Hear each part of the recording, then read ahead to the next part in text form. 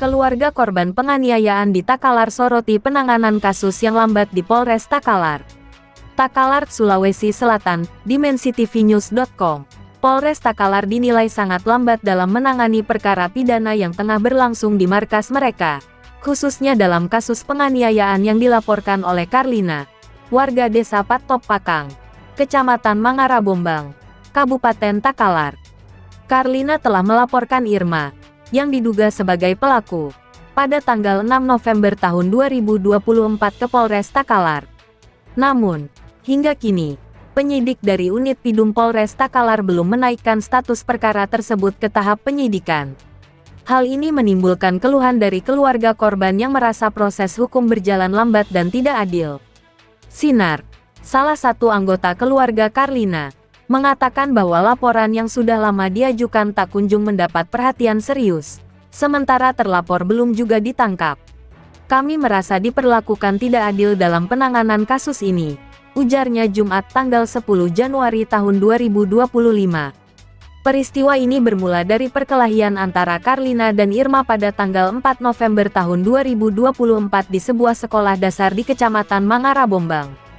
Konflik antara keduanya dipicu oleh tindakan bullying yang dilakukan Irma terhadap anak Karlina, yang masih duduk di bangku sekolah dasar negeri SDN nomor 14 Impres Cikoang, Desa Patop Pakang, Kecamatan Laikang, Takalar. Karlina merasa kesal dan tidak bisa lagi menahan emosinya karena anaknya sering dibully dan selalu menangis.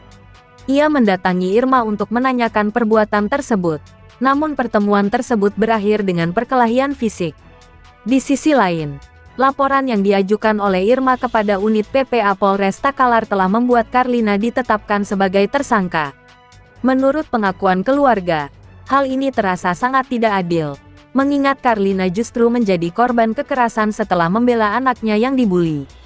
Pihak keluarga juga menyoroti bahwa, meski kejadian bermula dari tindakan penghinaan terhadap anak Karlina, ia malah menjadi tersangka dalam perkara ini.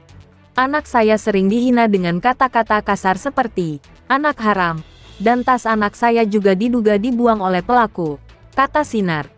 Setelah merasa tidak terima, Karlina mendatangi sekolah untuk menegur Irma, namun pertemuan itu berujung pada perkelahian. Dalam kejadian tersebut, Irma diduga memegang kerah baju Karlina, mencakar lehernya, dan menendang pahanya, yang menyebabkan Karlina mengalami luka memar di paha kiri dan goresan di dada. Terkait hal ini, Kanit PPA Polres Takalar, Ibtu Sumarwan, mengonfirmasi bahwa Karlina sudah ditetapkan sebagai tersangka dan saat ini berada dalam penahanan di Rutan Polres Takalar. Karlina dijerat pasal 351 dengan ancaman hukuman lebih dari 2 tahun.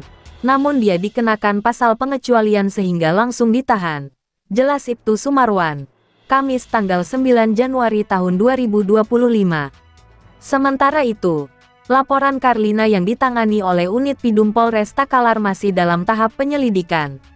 Kami sedang melakukan penyelidikan dan segera menggelar perkara untuk menentukan apakah kasus ini memenuhi unsur untuk ditingkatkan ke tahap penyidikan atau tidak, ungkap Kanit Pidum Polres Takalar, Ibda Abel. Liputan, Muhammad Rizal SH, Kepala Biro Kabupaten Takalar Provinsi Sulawesi Selatan, mengabarkan untuk dimensitv.news.com, inspirasi membangun daerah.